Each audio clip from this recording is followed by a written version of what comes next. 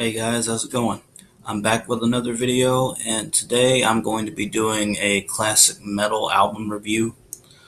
And, I'm still on this musical journey that is classic metal, and I'm really glad and fortunate that I was able to get into this, before it was too late, basically. Because, a couple of years ago I would have told you guys that there's no way that I could ever get into this, and stuff from the 80s just doesn't really interest me.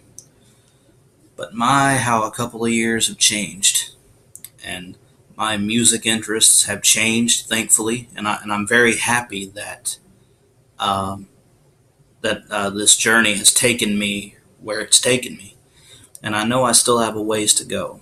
So I thought, just for the sake of my musical journey into classic metal, I thought, why not review probably one of the best.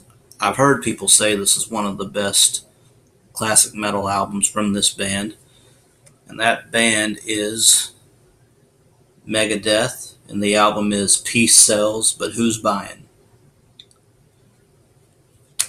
Now, this is actually a deluxe edition. I don't know. I don't know if you guys can even see that because the writing is in dark red and the back of the album's black. But anyway, it's a special edition. It comes with two discs. The first one is the original album, and the second one is a live concert from 1987, which that's pretty cool. But anyway, since there are only 8 songs on this album, and the way I do my album reviews, for those of you who might be new, um, I don't go over every single song on an album. What I do is I take a total of 2 or 3 songs, and I tell you about them. I tell you about, you know, how they sound and how it kind of sets the tone for what you would hear on the rest of the album. So, I guess the first song I'm going to talk about is The Conjuring, which is the second track on this album. It's very hard hitting, very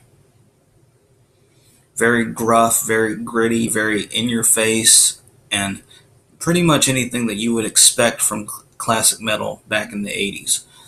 I think that everything sounds great, especially like the instrumentation on this song specifically is some of the best that I've heard in classic metal. Uh, which I know is probably no surprise to anyone here, considering the awesome musicians that you had back then. And I know there have been a lot of metal musicians from the past that have passed on, but what they did for this genre really, it really puts into perspective how far metal has been allowed to go. Um, but anyway, I just brought that up as kind of a fun little tidbit. But The Conjuring is probably my second favorite. No, I'm sorry, my third favorite on this album. Um, I like everything about it. Like I said, the gritty, raw instrumentals, and just Dave Mustaine's gritty, rough vocals. I mean, just you can't go wrong with it. It's very in your face, hard hitting, stuff like that. And next, I'm going to talk about the song Peace Sells, which is my second favorite from the album. And what I love most about this song, above all else, is kind of the spoken word slash singing thing that Dave Mustaine does in the verses of this song. I think it adds a really cool effect to the song, and I also think it really drives home the overall message. Um, he's basically like questioning everything. What do you mean I don't? What do you mean I don't talk to God? I talk to Him every day.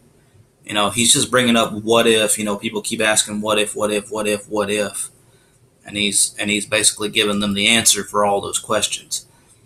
And it just adds a really cool dynamic to the song.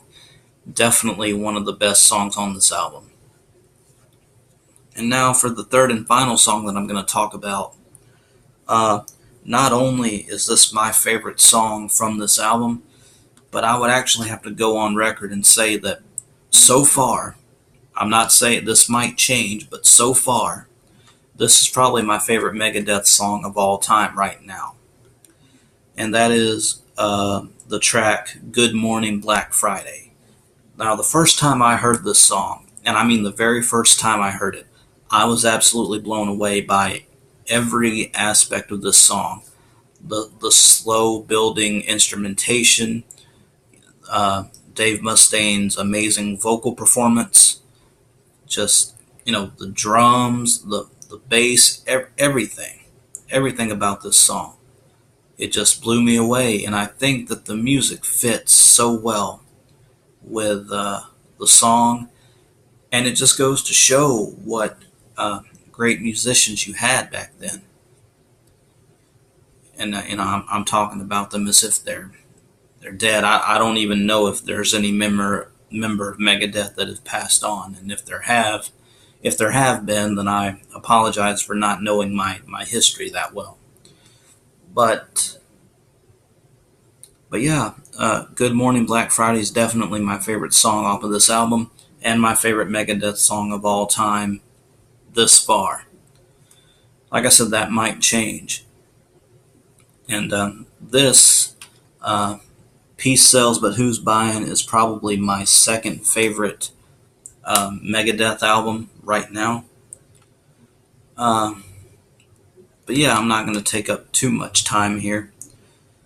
Yeah, overall, what can you expect from this album? You can get, like I said before, hard-hitting vocals, very rough, gritty, raspy vocals from Dave Mustaine that people know and love. Hard-hitting solos, hard-hitting guitar work, drum work, everything. It has something for everybody. Even, Good Morning Black Friday is probably not the heaviest song on the album, but like I said, just the overall build-up and how the intro just takes so long to really get going really brings out the overall musicianship.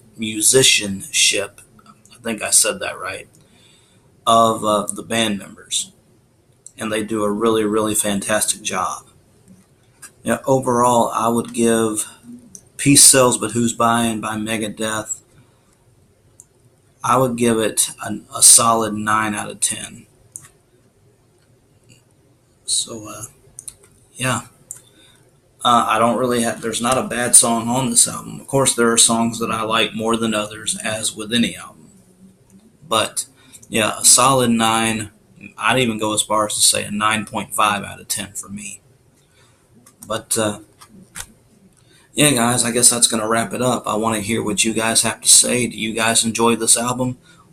What are your favorite songs? And as always, guys, leave a comment down below. Subscribe to my channel. Tell your friends about me. I'm almost to 100 subscribers. That's been my goal for some time now. And I would really appreciate it if you guys did everything you could to get me there. And if I do get there, then I will do a Q&A, which is something that I've always wanted to do but never actually got the chance to do it because I didn't have that many people watching me. So, yeah. And if I do get to 100 subscribers, go ahead and also leave your questions in the comments of this video. And I will try to answer as many as I can when that time comes. If it comes. I hope it does. But anyway, that's going to do it for this review. I will see you guys next time. Take care.